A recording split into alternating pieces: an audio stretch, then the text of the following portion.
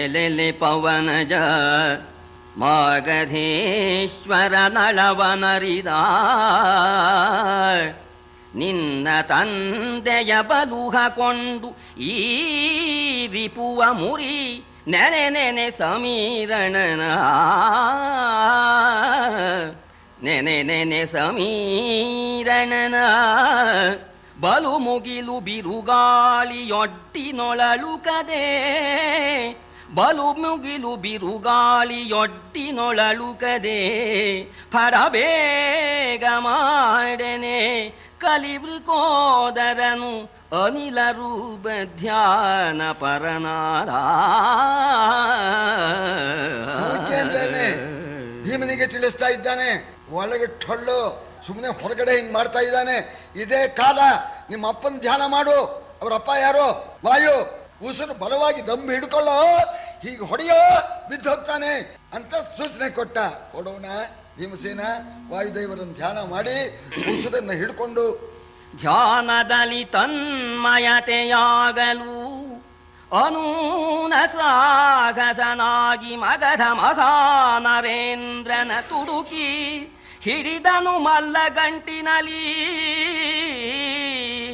ಆನಗೆಯನೇ ವಂದಿಸುವೆನು ಅನುಮಾನಿಸದೆ ಬೀಸಿದನು ಭವನೆಯ ಭಾನುಮಂಡಲದಂತೆ ತಿರುಗಿದನ ಜರಾಸಂಧ. ಧ್ಯಾನದಲ್ಲಿ ತನ್ಮಯನಾದ ಅಂತ ವಾಯುವೇ ಆಗಿಬಿಟ್ಟ. ಉಸಿರನ್ನು ಬಲವಾಗಿ ಹಿಡ್ಕೊಂಡ ಮಹಾಸಾಹಸಿಯಾಗಿರ್ತಕ್ಕಂತಹ ಭೀಮಸೇನ ಪಟ್ಟು ಹಿಡಿದು ಬಿಟ್ಟ. ಆ ಪಟ್ಟಿಗೆ ಸಿಕ್ಕಾಕೊಂಡ ಇವನು ಜರಾಸಂಧ. ಆ ಪಟ್ಟಿನ ಸ್ವಭಾವ ಏನು ಅಂದ್ರೆ ಶತ್ರುವಿನ ಕೈವಶವಾದ ಹಾಗೆ. ಮಲ್ಲಗಂಟಿನಲ್ಲಿ ಜಟ್ಟಿಗಳ ಗುಟ್ಟು, ಆ ಗುಟ್ಟು ಆ ನರ ಹಿಡ್ಕೊಂಡ್ರೆ ಬಿದ್ದು ಹೋಗ್ತಾನೆ ಅಂತ ಹಿಡಿದ್ಬಿಟ್ಟ. ಗಪ್ಪನ ಹಿಡಿಯೋಣ ಜರಾಸಂಧ ಏನು ಸತ್ವ ಹೋಗಿ ಇವನ ಕೈ ವಶವಾಗಿಬಿಟ್ಟ. ಸೂರ್ಯಮಂಡಲ ತಿರುಗೋ ಹಾಗೆ ತಿರುಗಿಸಿಬಿಟ್ಟ ಜರಾಸಂಧನ್ನ. ಗಿರಿಗಟ್ಟೆ ತಿರುಗಿಸೋ ಹಾಗೆ ತಿರುಗಿಸ್ತಾ ಇದ್ದಾನೆ. ಏನು ಹೇಳೋಣ, ಸಿಗಾಕೊಂಡ್ಬಿಟ್ಟ. ಆ ನಗೆಯ ನೇವಣ್ಣಿಸುವನು ಅಂತ ನಗಪಾಟ್ಲನ್ನ ಏನು ಹೇಳೋಣ ಅಂತ ತಿರುಗಿಸಿದ. ತಿರುಗಿಸಿ ಬರಸೆಳೆದು ಕರದಿಂದ ಮಾಗಧನೆರಡು ಕಾಲನು ಹಿಡಿದು ಸೀಳಿದು ಧರೆಗೆ ಬಿಸುಟನು. ಭೀಮನು ಮಾಗಧನೆರಡು ಕಾಲನು ಹಿಡಿದು ಸೀಳಿದು ಧರೆಗೆ ಬಿಸುಟನು. ಸಂಧಿಸಿದವಾಸೀಳ್ ತತುಕ್ಷಣಕ್ಕೆ ಮರಳಿ ಪವನಜ ಹಿಡಿದು ಸೀಳುವನು. ಇರದೆ ಮಗುಳವು ಸಂಧಿಸುವವು. ಮರಳಿ ಪವನಜ ಹಿಡಿದು ಸೀಳುವನಿರದೆ ಮಗುಳವು ಸಂಧಿಸುವವು.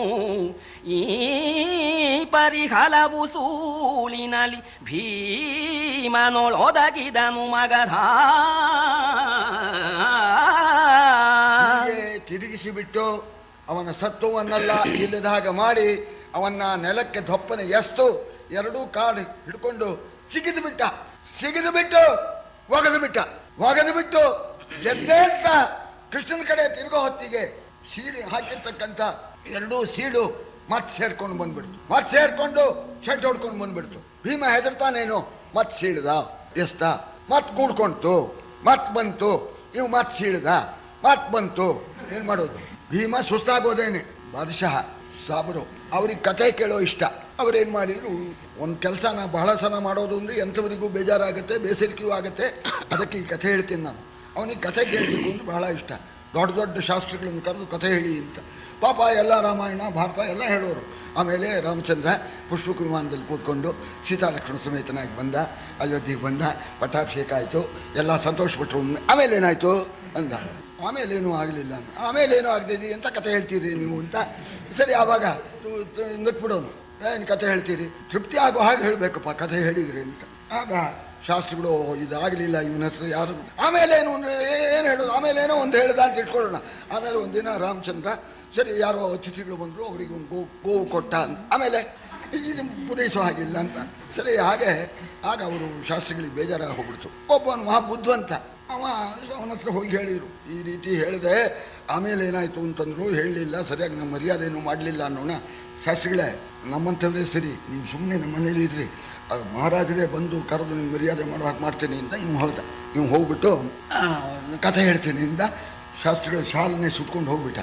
ಕಥೆ ಹೇಳೋಕೆ ಪ್ರಾರಂಭ ಹೇಳಯ್ಯ. ಸರಿ, ಇವನು ಪ್ರಾರಂಭ ಮಾಡ್ದ. ಒಂದು ಊರು, ಅಲ್ಲಿ ಬುಡನ್ ಸಾಬಿ ಅಂತ ಒಬ್ಬಿದ್ದ. ಬೇಕು ಅಂತ ಆ ಸಾಬರಿಗೆ ಆ ಹೆಸರು ಬರಲಿ ಅಂತ ಅವನಿಗೆ 10 ಜನ ಮಕ್ಕಳು. ಅಚ್ಚ ಅಂತ ಅಂದ ಅವನು ಕಥೆ ಕೇಳ್ತಕ್ಕಂಥ ಬಾದಶಾಹ ಗಡ್ಡ ನೀವ್ಕೊಂಡು ಅಚ್ಚ ಅಂದ. 10 ಜನ ಮಕ್ಕಳು, ಏನೆಲ್ಲ ಒಳ್ಳೆ ಬಲವಾಗಿದ್ರು. ಅವನಿಗೆ 100 ಎಕರೆ ಹೊಲ ಇತ್ತು, ಒಳ್ಳೆ ಹೊಲ. 10 ಮಕ್ಕಳಿಗೂ 10 ಬೇಸಾಯಕ್ಕೆ ಏರ್ಪಾಟ್ ಮಾಡಿಬಿಟ್ಟ ಸ್ವಾಮಿ. ಅಚ್ಚ ಅನ್ನೋಣ. ಸರಿ, 10 ಜನ ಹೋಗಿ ಆ 100 ಎಕರೆನ ಸಾಗುವಳಿ ಮಾಡಿಬಿಟ್ಟು ರಾಗಿ ಹಾಕಿಬಿಟ್ರು. ಏನು ಹಾಕಿಬಿಟ್ಟಿದ್ದಾರೆ, ಒಳ್ಳೆ ಮಳೆನೂ ಬಂದ್ಬಿಡ್ತು, ಒಳ್ಳೆ ಇವರು ಗೊಬ್ಬರನೂ ಕೊಟ್ಬಿಟ್ರು. ಏನು ಒಂದೊಂದು ತೆನೆ ಮೊಳುವುದ ಎಲ್ಲ ಕೊನೆಗೆಲ್ಲ ಪೈರೆಲ್ಲ ತಗೊಂಡು ಎಲ್ಲ ಬಡಿದು ದೊಡ್ಡ ಪಣತ ಕಟ್ಸಿಬಿಟ್ಟಿದ್ದ. ಅಷ್ಟು ತಂದು ತುಂಬಿಟ್ಟಿದ್ದಾನೆ. ಸರಿ, ಒಂದು ದಿವಸ ಜಂಗಮಯ್ಯ ಒಬ್ಬನು ಭಿಕ್ಷಕ್ಕೆ ಅಂತ ಬಂದ. ಈ ಮಾವ ಕೂತಿದ್ನಲ್ಲ, ಆ ಸೊಸೆ ಹತ್ರ ಇವನಿಗೆ ಒಂದು ಸ್ವಲ್ಪ ಭಿಕ್ಷೆ ಹಾಕ್ಬಿಡು ಅಂತ ಹೇಳ್ಬಿಟ್ಟ. ಅವಳು ಹೂ ಅಂತಂದ್ಲು. ನೋಡಿದ್ಲು, ಕೆಳಗಡೆ ಇರಲಿಲ್ಲ, ಪಣತದಲ್ಲಿತ್ತು ಅಂತ ಹೇಳಿ ಆ ಪಣತದ ಬಾಗಿಲು ತೆಗೆದು ಒಂದು ಬೊಕ್ಸಲ್ಲಿ ರಾಗಿ ತಗೊಂಡು ಹಾಗೇನೆ ಸ್ವಲ್ಪ ಬಾಗಿಲು ಸಡಿಲಿಸಿಬಿಟ್ಟು ಬಾಗಿಲು ಹಾಕಿ ಬಂದು ಜಂಗಮಯ್ಯನಿಗೆ ರಾಗಿ ಹಾಕಿಬಿಟ್ರು. ಆಮೇಲೆ ಅಂದ. ಆಮೇಲೆ ಜಂಗಮಯ್ಯ ಹೋದ. ರಾಗಿ ಬಂದಮೇಲೆ ಅದೇನಾ ಹೋಗಿದೆ, ಆ ಬಾಗಿಲು ಹಾಕಿದಾಗ ಸಣ್ಣ ಕಂಡಿ ಉಳಿದು ಬಿಡ್ತು. ಅವಳು ಪಾಪ ಅವಳು ನೋಡಲಿಲ್ಲ ಸೊಸೆ. ಒಂದು ಗುಬ್ಬಚ್ಚಿ ಬಂತು. ಆ ಕಂಡಿ ಇತ್ತಲ್ಲ ಒಳಗೆ ಹೋಯ್ತು, ಪಣತದ ಒಳಗೆ ಹೋಗಿ ಒಂದು ಕಾಲು ಕಚ್ಕೊಂಡು ಹೋಗ್ಬಿಡ್ತು. ನೋಡ ಅಚ್ಚ ಅಂದ. ಆಮೇಲೆ ಏನಾಯ್ತು, ಆಮೇಲೆ ಇನ್ನೊಂದು ಬಂತು, ಪಣತಕ್ಕೆ ಇಳೀತು, ಕಾಳು ಕಚ್ಕೊಂಡು ಹೋಯ್ತು. ನೋಡ ಆಮೇಲೆ ಮತ್ತೊಂದು ಬಂತು. ಸರಿ, ಹೇಳ್ದ ಅವನಿಗೆ ತೂಕಡಿಕೆ ಬರೋಕಾಯ್ತು. ಏನಯ್ಯ ಮುಗಿಯೋದೇ ಇಲ್ವಲ್ಲಯ್ಯ ನಿನ್ ಕಥೆಯಿಂದ. ಸ್ವಾಮಿ, ಹೇಗೆ ಮುಗಿಯುತ್ತೆ? ಎಷ್ಟು ರಾಗಿ ಇದೆ? ಒಂದು ಚಿಮಟಿಲಿ ನಾವು ರಾಗಿ ತಗೊಂಡ್ರೆ 100-200 ಕಾಳಿ ಇರುತ್ತೆ. ಅಲ್ಲಿ ಎಷ್ಟು ಕಾಳಿ ಇರ್ಬೋದು? ಅವರೆಲ್ಲ ಮುಗಿಬೇಕಲ್ಲ. ಮತ್ತೊಂದು ಬಂತು. ಮಾರಾಯ, ನಿನ್ ಕಥೆ ಬೇಡಪ್ಪ ಅನ್ನ ಅವನು ಅಂತದ್ದು. ಆಮೇಲೆ ಏನು ಅನ್ನೋದಕ್ಕೆ ಹುರ್ಕ್ಬುರ್ ಅಂತ ಅವ ಮತ್ತೊಂದು ಬಂತು ಅಂತ ಅವನು ಸುಸ್ತಾಗ್ಬಿಟ್ಟ. ಮಾರಾಯ, ನಿನ್ ಕಥೆ ಬೇಡಪ್ಪ ಅಂತ. ಆಗ ಶಾಸ್ತ್ರಿ ಮರ್ಯಾದೆ ಮಾಡಿ ಅಂತ ಮರ್ಯಾದೆ ಮಾಡಿಸಿದಾಗ ಭೀಮ ಸುಸ್ತಾಗೋದೇ ಸರಿ. ಸೀಳು ಹಾಕೋದು ಮತ್ತೆ ಕೂತ್ಕೊಳ್ಳೋದು, ಸೀಳು ಹಾಕೋದು ಮತ್ತೆ ಕೂತ್ಕೊಳ್ಳೋದು. ಭೀಮ ಕಂಗಾಲಾಗ್ಬಿಟ್ಟ. ಭೀಮನಿಗೇನು ಗೊತ್ತಿದೆ? ಗೊತ್ತು ಭಗವಂತನಿಗೆ, ಅದಕ್ಕೆ ಪರಮಾತ್ಮನ ಅನುಗ್ರಹ ಬೇಕು ಅಂತ. ಮುರಮಥನನದನರಿತು ನಿಜ ಕರ ಬೆರಡ ಪಲ್ಲಟವಾಗಿ ಸಂಧಿಸನು. ಅರಿವಿದಾರಣ ಭೀಮ ನೋಡುತ್ತ ಮರಳಿ ಮಾಗಧನ. 2 ಸೀಳನು ಮಾಡಿ ಕೊಯ್ದಬ್ಬರಿಸಿ ಮಾಗಧನ. 2 ಸೀಳನು ಮಾಡಿ ಕೊಯ್ದಬ್ಬರಿಸಿ ಪಲ್ಲಟವಾಗಿ ಸೇರಿಸಿ ತಿರುಗಿಸಿದನು. ಏನೆಂಬೆನು ಉನ್ನತ ಬಾಹು ಸತ್ವದಲ್ಲಿ. ಬುದ್ಧಿ ಸಮಾನ ಯಾವುದೂ ಇಲ್ಲ. ಪರಮಾತ್ಮ ಬುದ್ಧಿವಂತ. ಹೀಗೆ ಇದೆ ಅಂತ ತಿಳ್ಕೊಂಡ್ಬಿಟ್ಟು ಚುಟುಕಿ ಹೊಡೆದ. ಭೀಮ ಪರಮಾತ್ಮನ ಕಡೆ ನೋಡ್ದ. ಪರಮಾತ್ಮನ ಕೈ ಇತ್ತಲ್ಲ, 2 ಕೈ ಹೀಗೆ ಮಾಡ್ದ. ಹೀಗೆ ಮಾಡಿ ಹಿಂಗೊಂದು ಒಗಿ ಇಂತ ಅಂದ್ರೆ ಪಲ್ಲಟವಾಗಿ ಸೇರಿಸಿ, ಒಂದು ಕೆಳಮುಖ ಒಂದು ಮೇಲ್ಮುಖ. ಹೀಗೆ ಪರಮಾತ್ಮ ತನ್ನ ಕೈಯಿಂದ ತೋರಿಸಿದ. ಆ ಸೀಳಿನ ಹಾಗೆ ಸಿಗಿದು ಬಿಟ್ಟು ಹಾಗೆ ಹಾಕ್ಬೇಡ, ಈ ರೀತಿ ತಳ್ಕೆಳಕಾಗಿ ಮಾಡು. ಸರಿ, ಒಂದು ತಲೆ ಕಡೆ ಒಂದು ಕಾಲು ಕಡೆ ಮಾಡು. ಹೀಗೆ ಮಾಡಿ ನೀನು ಹಾಕೋ, ಅದು ಪುನಃ ಕೂಡ್ಕೊಂಡು ಬರೋಲ್ಲ ಅಂತ ಸೂಚನೆ ಕೊಟ್ಟ. ಭೀಮನಿಗೆ ಸದ್ಯ ಆಯಾಸವಾಗಿತ್ತು. ಆಗ ಸತ್ವಶಾಲಿಯಾಗಿರ್ತಕ್ಕ ಭೀಮ ಮತ್ತೆ ಸೀಳಿದ್ದಾನೆ ಆ ಜರಾಸಂಧನ ಶರೀರವನ್ನ. ತಿರುಗಿದನು 108 ಸೂಳನು ಧರೆಯೊಳಪ್ಪಳಿಸಿದನು. ಬಳಿಕಾಪುರ ಜನದ ಪರಿಜನದ ಹಾಗಾರವದರ ಹಿಮಸಗೆ ತೆರಳಿ ತನ್ನಿಯದಲ್ಲಿ ಮಾಗಧ ನರಸಿಯರು. ತೆರಳಿ ತನ್ನಿಯದಲ್ಲಿ ಮಾಗಧ ನರಸಿಯರು. ಬಿಡುಮುಡಿಯ ಜಠರದ ಕರದ ಬಿರುಹೊಯ್ಲಿನನಿ ಹೊರವಂಟರು ನಿಜಾಲಯವ. 2ನೇ ಸಲ ಸೀಳಿದವನು ಆ 2 ಸೀಳನ್ನು ನೆಲಕ್ಕೆ ಹಾಕಲಿಲ್ಲ. ಕೃಷ್ಣ ಹೇಳಿದ ಹಾಗೆ ಒಂದು ಕೆಳಮುಖ ಒಂದು ಮೇಲ್ಮುಖ, ಒಂದು ಕಾಲ ಕಡೆ ಒಂದು ತಲೆ ಕಡೆ ಮಾಡಿಕೊಂಡು ಆ 2 ಸೀಳನ್ನು ತನ್ನ ಸತ್ವ ಇರುವಂತೇನೆ 108 ಸಲ ತಿರುಗಿಸಿಬಿಟ್ಟು ಹಾಗೇನೆ ಹಾಕ್ಬಿಟ್ಟ. ಒಂದು ಕೆಳಮುಖ ಒಂದು ಮೇಲ್ಮುಖ ಮಾಡಿ ಹಾಕೋಣ, ಮತ್ತೆ ಕೂಡಿ ಬರಲಿಲ್ಲ. ಜರಾಸಂಧ ಸತ್ತ ಅಂತಾಯ್ತು. ಆ ಕೂಡ್ಲೇನೆ ಗಾಬರಿ ಆಗ್ಬಿಡ್ತು. ಗಾಬರಿ ಆಗಿ ಹಾಹಾಕಾರ ಮಾಡ್ತಾ ಇದ್ದಾರೆ. ಅಯ್ಯೋ ಮಹಾರಾಜ ಹೋಗ್ಬಿಟ್ಟ ಅಂತ ಜರಾಸಂಧನ ರಾಣಿಯರು ಮುಡಿ ಬಿಚ್ಕೊಂಡು ಎದೆ ಬಡ್ಕೊಳ್ತಾ ಕಣ್ಣೀರು ಸುರಿಸ್ತಾ ಬರ್ತಾ ಇದ್ದಾರೆ. ಇದು ಮಧ್ಯರಾತ್ರಿ ಕಾಲದಲ್ಲಿ ಆಗಿದೆ. ಸರಿ, ಜನಕ್ಕೆ ಗಾಬರಿ ಆಗ್ಬಿಡ್ತು. ಏನ್ ಸ್ವಾಮಿ ನೋಡ, ಮುಂಚೆ ಮನೆ ಬಾಗಿಲು ಹಾಕ್ರಿ, ಮಹಾರಾಜನ ಸಿಗಿದು ಬಿಟ್ಟಿದ್ದಾರೆ ಕಣ್ರಿ, ಬಾಗಿಲು ಹಾಕ್ರಿ ಅಂತ. ಜನಕ್ಕೆಲ್ಲ ಗಾಬರಿ. ಯಾಕೆಂದ್ರೆ ಯಾರೋ ಪರದೋತ್ಸವದಿಂದ ಬಂದಿದ್ದಾರಂತೆ, ಮಹಾರಾಜನ ಸಿಗಿದು ತೋರಣ ಕಟ್ಟಿದಾರಂತೆ ಎನ್ನೋಣ. ಜನಕ್ಕೆ ಧೈರ್ಯ ಆಗತ್ತೆ. ಆ ಕೂಡಲೇ ಗಾಬರಿಯಿಂದ ಮನೆ ಮನೆಯ ಕದವಿಕ್ಕಿದವು, ಮನೆ ಮನೆಯ ಕದವಿಕ್ಕಿದವು. ನೃಪವನಿತೆಯರು ಹೊರವಂಟರು, ಅಲ್ಲಿಯ ಮನುಜರಡಗಿದರದ್ರಿ ಗುಹೆಯಲಿ ಬೇಗ ಬೇಗವರು. ಜನದ ಕೋಲಾಹಲವನು, ಆತನ ತನುಜರೋಟವನು, ಅವನ ಸತಿಯರ ನಿನದವನು ಕಂಡು ಅಸುರಕರ ಸಾರಿದನು ಕೈ ನಗಹಿ. ಮನೆ ಬಾಗಿಲು ಹಾಕ್ಬಿಟ್ಟಿದ್ದಾರೆ, ಯಾರು ಬಂದ್ಬಿಡ್ತಾರೋ ಏನಾಗುತ್ತೋ ಅಂತ. ಇನ್ನು ಕೆಲವು ಜನ ಮಹಾರಾಜರ ಅರಮನೆಗೆ ನುಗ್ಗಿ ಮಹಾರಾಜರನ್ನು ಸೀಳಿದವರು ನಮ್ಮನೆಗೆ ನುಗ್ಗಿ ನಮ್ಮನ್ನು ಸೀಳಿ ಬಿಡಬಹುದು ಅಂತ ಕೇಳಿ ಮನೆ ಬಿಟ್ಟು ಓಡೋಗ್ಬಿಟ್ರು. ಗುಹೆ ಒಳಗಾಡ್ಕೊಂಡ್ರು, ಬಾವಿ ಒಳಗಾಡ್ಕೊಂಡ್ರು, ಎಲ್ಲೆಲ್ಲೋ ಹೋಗಿ ಆಡ್ಕೊಳ್ತಾ ಇದ್ದಾರೆ. ಜರಾಸಂಧನ ರಾಣಿಯರು ಗೋಳಾಡ್ತಾ ಇದ್ದಾರೆ. ಸರಿ, ಈ ಗೂಢಚಾರರು ಅವರು ಮುಂಚೆ ಹೋಗಿ ಹೊಕ್ಕೊಂಡ್ಬಿಟ್ರಂತೆ ಗುಹೆ ಒಳಗೆ. ಪರಮಾತ್ಮ ನೋಡಿದ, ಎಲ್ಲ ಗಾಬರಿ ಆಗಿದ್ದಾರೆ, ಅವರಿಗೆ ಸಮಾಧಾನ ಪಡಿಸ್ಬೇಕು ಅಂತ ಮಹಾನುಭಾವನಾದ ಕರುಣಾಸಾಗರ ನಮ್ಮ ಸ್ವಾಮಿ ಕೈ ಎತ್ತಿ ಹೇಳಿದ್ದಂತೆ. ಕೈ ಎತ್ತಿ ಭರವಸೆ ಕೊಡ್ತಾ ಇದ್ದಾನೆ. ಅಂಜದಿರಿ ಪುರದವರು ವನಿತೆಯರಂಜದಿರಿ, ಮಾಗಧನ ಪರಿಜನ ವಂಜದಿರಿ. ಅಂಜದಿರಿ ಮಂತ್ರಿ ಪ್ರಧಾನ ಪಸಾಯಿತರಾದವರು. ಅಂಜದಿರಿ ಕರೆಯುವನ ಮಗನನು ಭಂಜಿಸುವುದಿಲ್ಲ ಅಕಟ. ನೀವಂಜದಿರಿ ಕರೆಯುವನ ಮಗನನು ಭಂಜಿಸುವುದಿಲ್ಲ ಅಕಟ. ಭೀಮಧನಂಜಯರು ಕೊಟ್ಟ ಭಯವೆಂದನು ನಗುತ ಮುರವೈರಿ.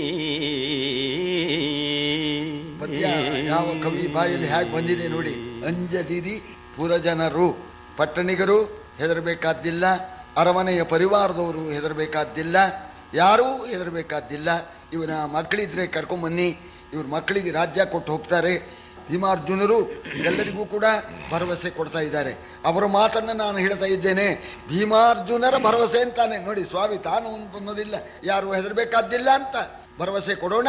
ಜನಕ್ಕೆಲ್ಲ ಧೈರ್ಯ ಬಂತು. ಸ್ವಾಮಿ ಬಾಯಲ್ಲಿ ಭರವಸೆ ಬಂದ್ಮೇಲೆ ಪರವಾಗಿಲ್ಲ ಕಣಯ್ಯ, ಒಂದು ಪಕ್ಷ ಹೊಡೆದ್ರು ಹೊಡೆಸ್ಕೊಂಡೇ ಬಿಡೋಣ ಅಂತ ಹಾಗೂ ಮಾಡಿಕೊಂಡು ಎಲ್ಲ ಸ್ವಾಮಿಯನ್ನು ಕಾಣಬೇಕು, ಬರೀ ಕೈಯಲ್ಲಿ ಹೋಗಬಾರ್ದು. ಭೀಮಾರ್ಜುನರು ಗೆದ್ದಿದ್ದಾರೆ, ಪರಮಾತ್ಮನು ಇದ್ದಾನೆ, ಕಾಣಿಕೆ ತಗೊಂಡು ಹೋಗಬೇಕು ಅಂತ ಜನಕ್ಕೆಲ್ಲ ಭಯ ಪರಿಹಾರವಾಗಿ ಕಾಣಿಕೆ ಜೋಡಿಸ್ಕೊಳ್ತಾ ಇದ್ದಾರೆ.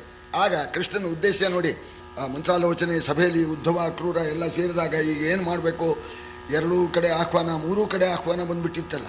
ಧರ್ಮರಾಜನ ಯಜ್ಞಕ್ಕೆ ಹೋದರೆ ಎಲ್ಲ ಆಗತ್ತೆ ಅಂತ ಪರಮಾತ್ಮ ಹೇಳಿರ್ಲಿಲ್ವೇ? ಸರಿ, ಅವನು ಬಿಡು ಅಂತಂದ್ರೆ ನೀನು ಯಾರೋ ಕೇಳೋಕೆ ಅನ್ನಲ್ಲ. ಜರಾಸಂಧ ಜೈಲಿನಲ್ಲಿ ಇಟ್ಟ ರಾಜರನ್ನ ಬಿಡು ಅಂತಂದ್ರೆ ಬಿಟ್ಟಿದ್ರೆ ಯುದ್ಧವೇ ಇರಲಿಲ್ಲ. ನೋಡಿ ಕರುಣಾಸಾಗರ ಅವ್ರು ಹೇಳಿ ಕಳಿಸಿದ್ರು ಆ ರಾಜರು, ಒಂದು 10-15 ಕಮ್ಮಿ ಆಗಿದೆ, ಅದು ಭರ್ತಿಯಾಗಿದ್ರೆ ಇಷ್ಟೊತ್ತಿಗೆ ನಮ್ಮನ್ನ ಮಾರಣ ಹೋಮ ಮಾಡಿಬಿಡ್ತಿದ್ದ ಅಂತ. ಪಶುಬಲಿ ನರಬಲಿ ಕೊಟ್ಟು ಹೋಮ ಮಾಡಿಬಿಡ್ತಾ ಇದ್ದ. ಸರಿ ಕೃಷ್ಣ ಜಾಗ್ರತೆ ಬಂದು ಕಾಪಾಡು, ಅವನು ರುದ್ರನಿಗೆ ನರಬಲಿ ಕೊಟ್ಬಿಡ್ತಾನೆ ಅಂತ ಹೇಳಿ ಕಳಿಸಿದ್ರಲ್ಲ.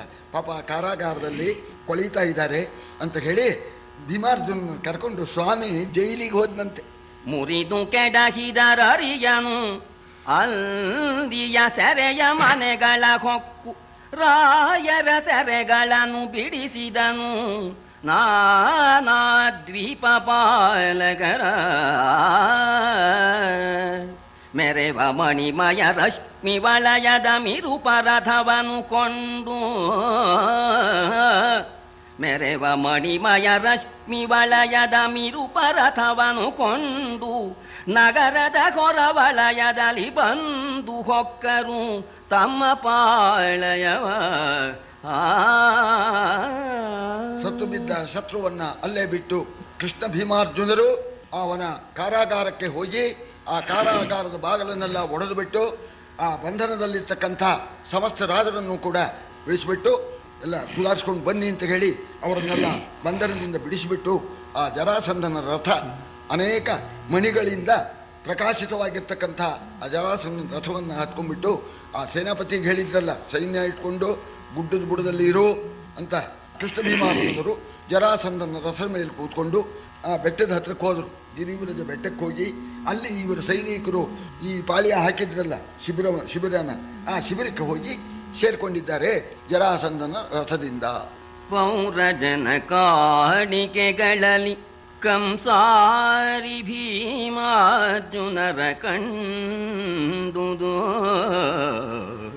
ಪೌರಜನ ಕಾಣಿಕೆಗಳಲ್ಲಿ ಕಂಸಾರಿ ಭೀಮಾರ್ಜುನರ ಕಂಡುದು. ಧರಣಿ ಪಾಲಕರು ಬಂದರು ಬೆನ್ನಲಿವರುಗಳ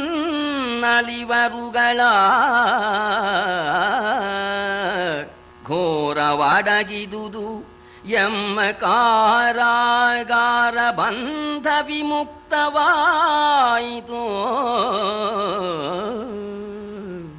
ಈ ಘೋರವಡಗಿದುದು ಎಮ್ಮ ಕಾರಾಗಾರ ಬಂಧ ವಿಮುಕ್ತವಾಯಿತು. ಉಪಕಾರವೆಮ್ಮಿಂದಾವುದು